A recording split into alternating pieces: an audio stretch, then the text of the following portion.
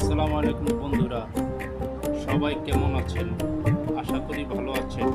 আজকে যাচ্ছি ঢাকায়, অনেক কিছু দেখতে পারবেন, সঙ্গেই থাকুন বন্ধুরা। ঢাকা যাওয়ার পথে নারায়ণগঞ্জ চাষড়া নেমেছিলাম। এখানে সুন্দর একটি শহীদ মিনার আছে।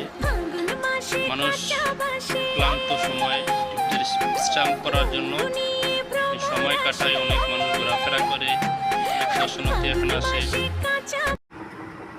বন্ধুরা, আমরা যখন চলতে চলতে বোর হয়ে যাই তখন বাসের জানালা দিয়ে প্রকৃতির দৃশ্য ক্যামেরা বন্দি না করে পারলাম না।